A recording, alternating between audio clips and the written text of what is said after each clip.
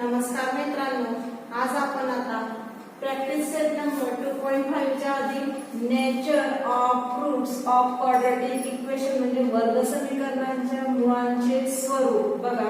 आपण हा फॉर्म्युला सर्वात आधीपासूनच पाहत आलेलो आहे. ax² + bx + c 0. त्याच्यावरून आपल्याला मिळाला x - b plus minus √b² - 4ac/2a. हा फॉर्म्युला आहे. आता आपल्याला याच्यामध्ये रियल आणि इक्वल कसं ओळखायचं म्हणजे वास्तव आणि समान.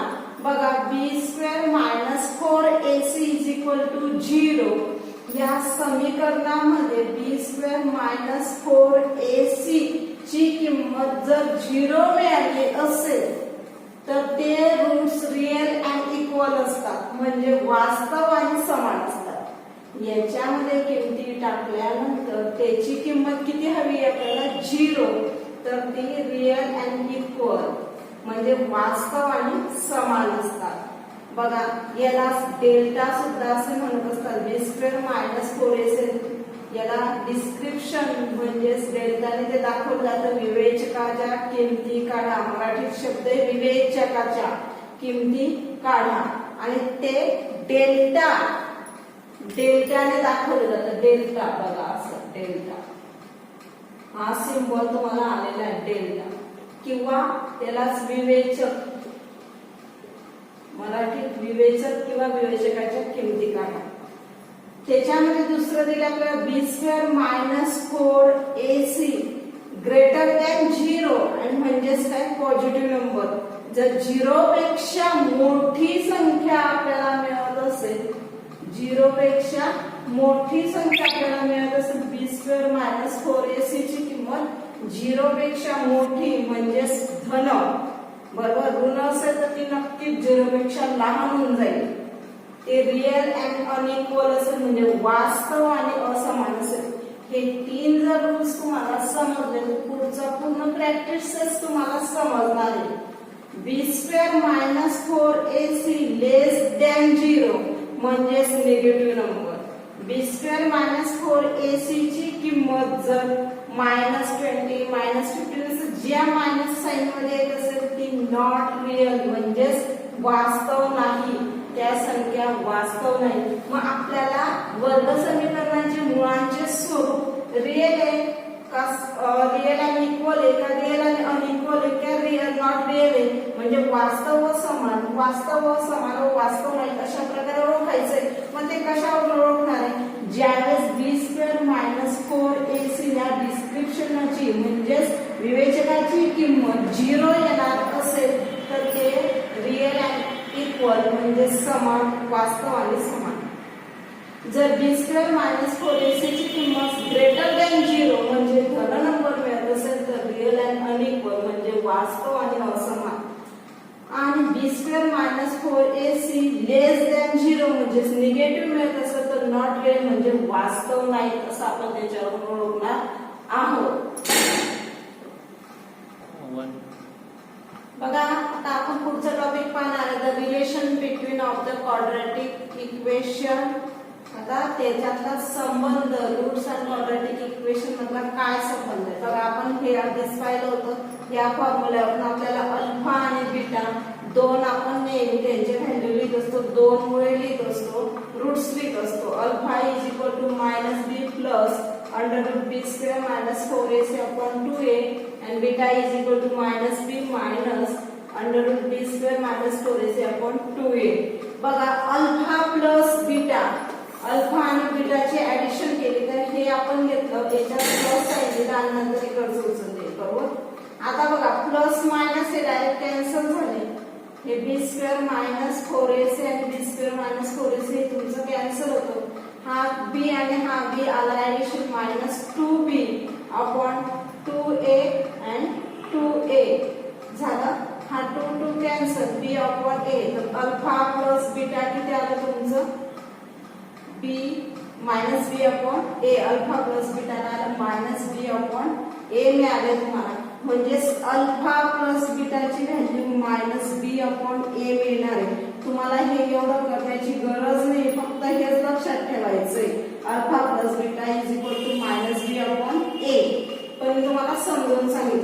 आता अल्फा मल्टिप्लाय बाय बीटा म्हणजे अल्फा बीटा हे मल्टिप्लाय साठी डॉट देऊन ठेवला मी तुम्हाला लक्षात येण्यासाठी पुस्तकात असंच दिलेलं अल्फा बीटा बरोबर म्हणजेच अल्फा आणि बीटा यांच्यामध्ये काय असेल मल्टिप्लाय असेल मग हे दोघं सूत्र टाकून त्याच्यात मल्टिप्लाय केला तर मायनस बी स्क्वेअर मायनस अंडर रूट बी स्क्वेअर मायनस 4ac चा स्क्वेअर अपॉन 4a बरोबर 2 2 चा 4 तर आता याचं काय होईल बी स्क्वेअर मायनस झाला बरोबर ते कॅन्सल झाले आता याचा कॉमन काय निघाला तुमचा 4ac हा 4ac अपॉन 4a याचा अंडर रूट काढून टाकला आपण त्याच्यामध्ये आणि हा 4ac अपॉन 4a स्क्वेअर मग याच्यातून हा 4 कॅन्सल होतो a कॅन्सल होतो हा a स्क्वेअर मधून फक्त a शिल्लक राहतो आणि वरती c शिल्लक राहतो म्हणजे c अपॉन a तर आपल्याला अल्फा आणि बीटा काय मिळाला फक्त c अपॉन a म्हणजे अल्फा आणि बीटाची व्हॅल्यू आपल्याला मिळते c अपॉन a आता पुढे तुम्हाला हे डिस्क्रिप्शनची गरज नाहीये फक्त किमती लक्षात असल्या पाहिजे alpha plus beta is equal to b upon a आणि अल्फा आणि बीटा c अपॉन a याच्यावरून तुम्हाला पुढच्या उदाहरणामध्ये सगळ्या किमती सॉल्व्ह करायच्या आणि ते उदाहरणे सॉल्व्ह करायचे बघा आता प्रॅक्टिस सेट नंबर 2.5 हा प्रॅक्टिस सेट नंबरचा क्वेश्चन नंबर फर्स्ट पाहणार आपण fill in the blanks and complete मराठीवाल्यांनी हा क्वेश्चन पुस्तकातून लिहून घ्यायचा मी फक्त सेमीवाल्यांसाठी लिहून पाठवलाय बरोबर आता बघा quadratic equation is equal to B square minus 4ac is equal to 5 आणि B square minus 4ac is equal to minus 5 तुम्हाला मी आधी सुरुवातीला सांगितलं होतं जर बी स्क्वेअर मायनस 4ac याची व्हॅल्यू जर तुम्हाला शून्यपेक्षा मोठी येत असेल तर ते रूट्स रिअल अँड अनइक्वल असतात रिअल अँड अनइक्वल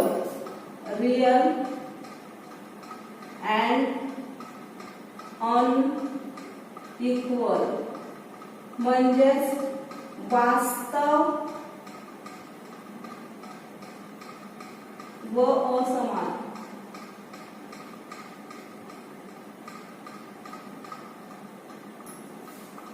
जर ती व्हॅल्यू निगेटिव्ह येत असेल not real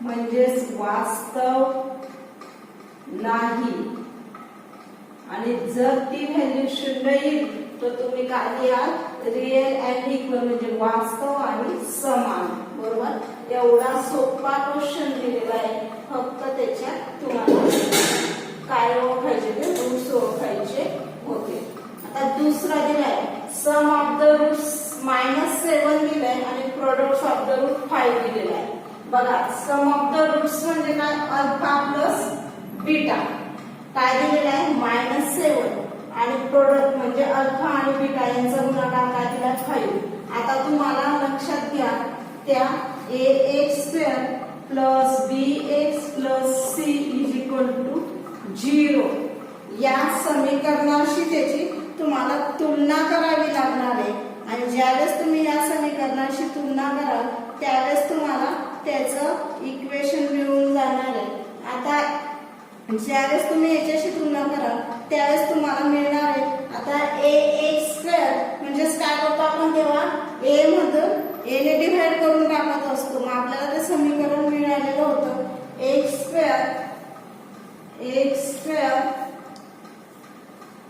minus alpha plus beta x आणि प्लस c म्हणजे alpha beta is equal to 0 बरोबर आता याच्याशी जर मी तुलना केली तर मला याचं समीकरण मिळतं x² मायनस त्याची सम ऑफ द रूट सम म्हणजे काय ऍडिशन अल्फा आणि बीटाची ऍडिशन झालेली -7 तो -7 इथे टाकते मी हा x जसा तसा plus products of roots products म्हणजे काय मल्टिप्लिकेशन गुणाकार तर अल्फा बीटाचा गुणाकार काय दिलाय 5 इज इक्वल टू 0 म्हणजेच तुम्हाला मिळेल x square minus minus plus 7x plus 5 is equal to 0.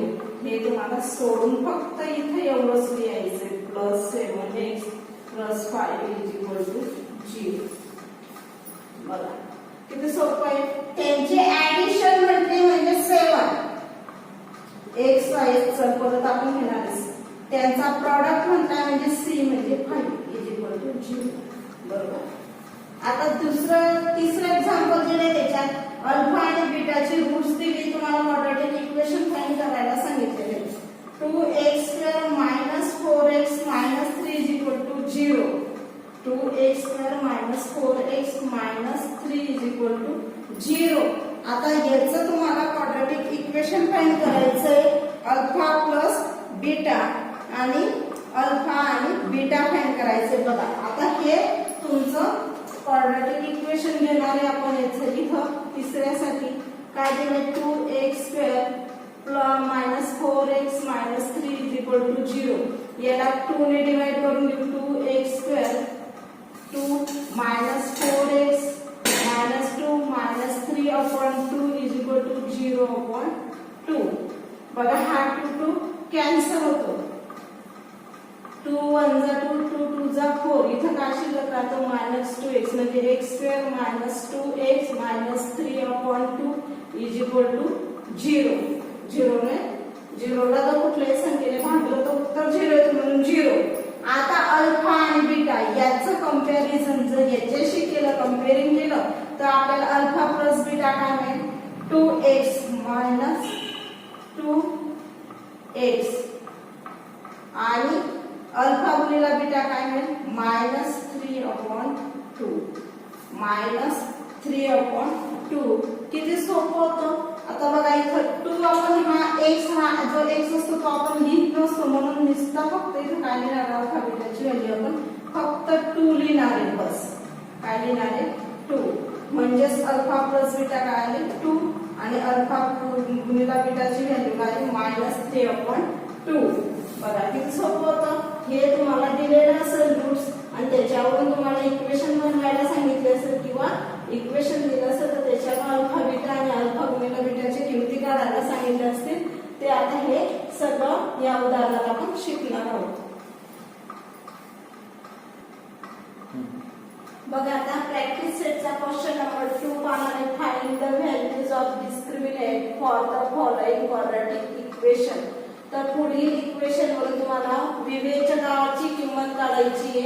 विवेचक म्हणजे डेल्टाची किंमत काढायची तुम्हाला. तर आता आपण याचं कंपॅरिझन करून घेणार आहेत. बघा comparing x² + 7x - 1 is equal to 0. b ax² + bx + c is equal to 0. आता a ची व्हॅल्यू काय इथं 1, b ची काय 7 आणि c इज इक्वल टू -1. हे आता सगळ्यांना लागते यायलाच लागलं असेल. बरोबर. आता b² - 4ac ची किंमत काढायची आपल्याला, म्हणजेच डेल्टा हा आपल्याला याच्यामध्ये डेल्टा किंवा डी या अक्षराने सुद्धा दाखवला जात असतो. काही पुस्तकात डी या अक्षराने दाखवला गेला आहे तर काही या पुस्तकात डेल्टा या अक्षराने दाखवला गेलेला आहे. हा कॅपिटल डी सुद्धा दाखवला जातो किंवा डेल्टा सुद्धा दाखवला जातो. b² - 4ac. बघा b म्हणजे काय 7² - 4 * a म्हणजे 1 आणि इथं -1. 7 चा स्क्वेअर 49. 4 1 जा 4 4 1 जा 4 मायनस प्लस झाला 4. किती झाला हा 53. म्हणजेच डेल्टाची व्हॅल्यू किती आली ही 53. तुम्हाला ह्याच किमती एवढंच काढायचं याच्या उदाहरणामध्ये. याला म्हणतात डिस्क्रिमिनंट म्हणजेच डेल्टाची व्हॅल्यू काढायची तुम्हाला, ती आहे 53. आता एक्झाम्पल नंबर 2 पाहणार आहेत आपण. त्याच्यामध्ये 2y² - 5y + 10 is equal to 0. याच प्रकारे परत पाहणार आहे आपण कम्पेरिंग. सेम याच पद्धतीने लिहायचे comparing 2y² minus 5y plus 10 is equal to 0 with ay² plus by plus c is equal to 0. a ची व्हॅल्यू काय मिळाली 2, b म्हणजेच -5 आणि c म्हणजेच 10. मग delta is equal to b² minus 4ac म्हणजेच काय b म्हणजेच काय -5 चा स्क्वेअर -4 a 2 आणि c 10. म्हणजेच तुम्हाला डेल्टाची व्हॅल्यू मिळते आता 5 चा स्क्वेअर 25, 4 2 जा 8 आणि 8 into 10 किती होते ते 8 into 10 म्हणजे 80 होती बरोबर. 80 पण मध्ये मायनस साइन आहे म्हणून -80. आता 80 मधून 25 मायनस करायचे 0 मधून म्हणजे 10 मधून 5 गेला 5, 7 मधून 2 गेला 5, 55 -55. डेल्टाची व्हॅल्यू काय मिळाली -55. म्हणजेच तुम्हाला त्या विवेचकाची किंमत काय मिळाली -55 मिळालेली. त्याच्यातलं तिसरं एक्झाम्पल आहे √2x²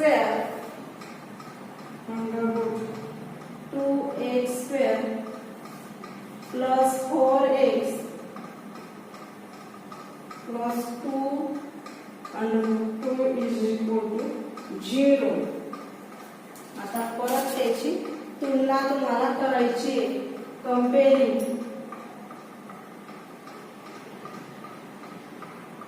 √2x² plus 4x plus 2 √2 is equal to 0 with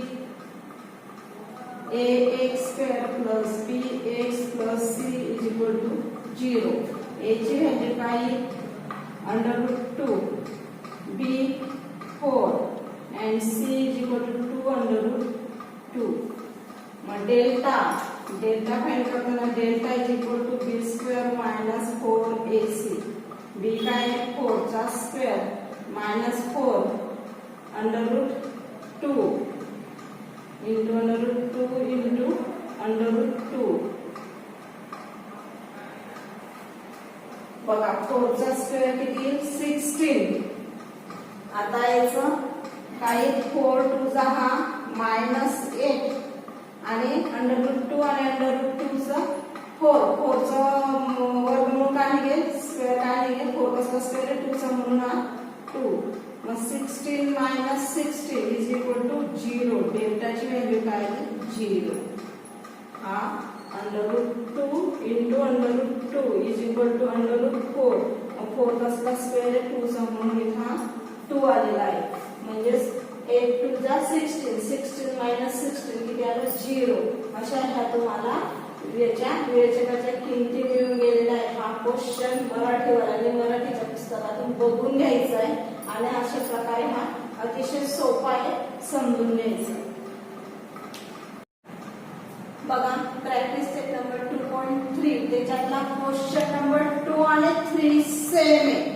फक्त शेवटी त्या डेल्टाच्या व्हॅल्यूवरून ओळखायचंय तुम्हाला की त्याचे रूट्स इक्वल आणि अनइक्वल आहे का रियल आहे ते ओळखायचंय फक्त. बस एवढाच इथे वेगळा होणार आहे. आपण सेम आहे म्हणून तसंच सोडवणार आहे. Determine the nature of the roots of the following quadratic equation from the discriminant. बघा आता x² minus 4x plus 4 is equal to 0. Comparing त्याची तुलना करूया आपण. Comparing x² minus 4x plus 4 is equal to 0 with ax² plus bx plus c is equal to 0. आता a b c च्या value आपण इथे मिळवून घेणार आहे. a इज इक्वल टू काय 1, b इज इक्वल टू -4 आणि c इज इक्वल टू 4. आता डेल्टा म्हणजे b² minus 4ac ची किंमत आपल्याला काढायची. b काय -4² -4, a का येईल 1, c का येईल 4. 4 चा स्क्वेअर 16, 4 4 जा 4 1 जा 4, 4 4 जा 16, 16 - 16 0. डेल्टाची व्हॅल्यू 0 आली. तुम्हाला मी आधीच सांगितलं होतं ज्यावेळेस 0 येईल त्यावेळेस तुम्हाला ते roots are real and equal, म्हणजे हे रूट काय आहे, समान, वास्तव आणि समान आहे. वास्तव आणि समान आहे. द रूट्स, म्हणून the roots are real and equal. म्हणजेच काय की वास्तव आणि समान.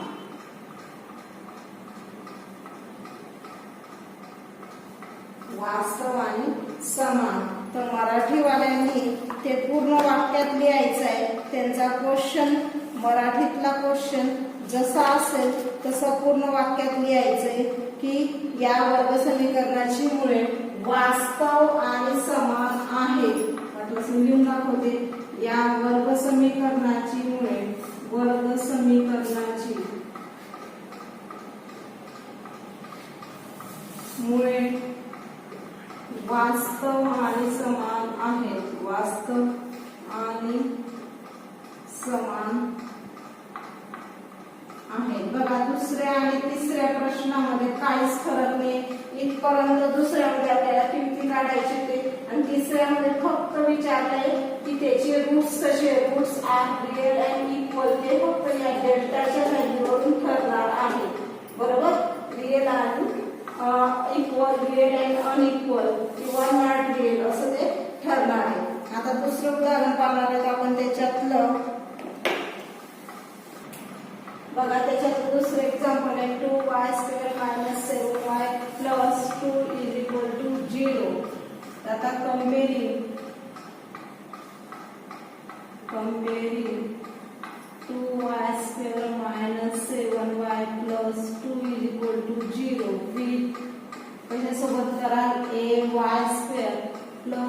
by + c = 0. a ची व्हॅल्यू काय मिळाली आपल्याला 2, b ची -7 आणि c ची 2. आता आपण डेल्टा म्हणजेच b² - 4ac ची व्हॅल्यू काढणार आहे. -7 चा स्क्वेअर -4 × 2 × 2, 7 चा स्क्वेअर 49, -2 4 4 2 जा 8, 8 2 जा 16, -16 किती उरले मग 49 मधून 16 गेला, 9 मधून 6 गेला 3, 4 मधून 1 गेला 3, 33. डेल्टा = 33. बघा b² - 4ac ग्रेटर दॅन 0, म्हणजे 0 पेक्षा मोठी किंमत आहे. तर the roots are real and unequal. काय म्हणाल तुम्ही, द रूट्स आर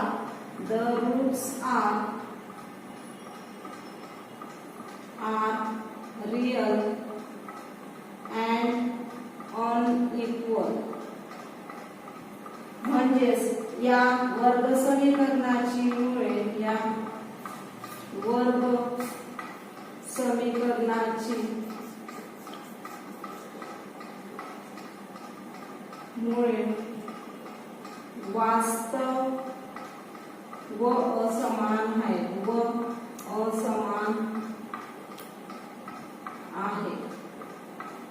एवढं तुम्हाला लिहायचं आहे.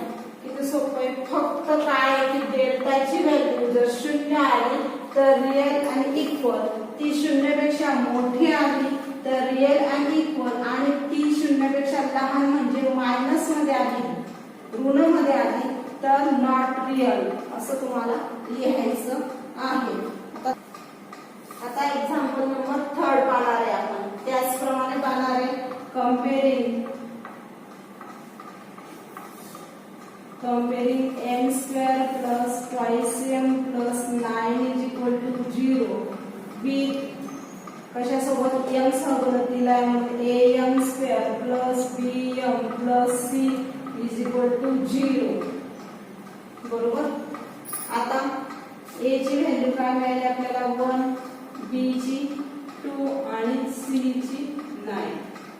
डेल्टा फाइंड करूया बी स्क्वेअर मायनस 4ac. हे जर तुम्ही सोडत असताना सूत्र तोंडातून बोलत गेले तर तुमचं हे चॅप्टर कंप्लीट होतोपर्यंत पूर्ण सूत्रच पाठ होऊन जातील.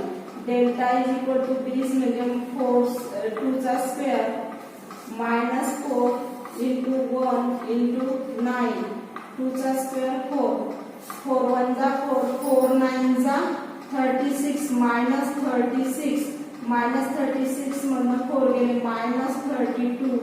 डेल्टाची व्हॅल्यू ही निगेटिव्ह 32 आली म्हणजे ऋण संख्या आलेली म्हणजे B square minus 4ac less than 0 पेक्षा ती लहान आली म्हणून द रूट्स आर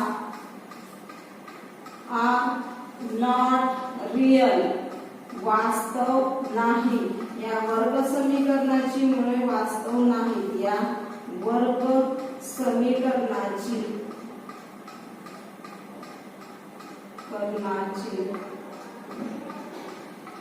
मुळे वास्तव नाही.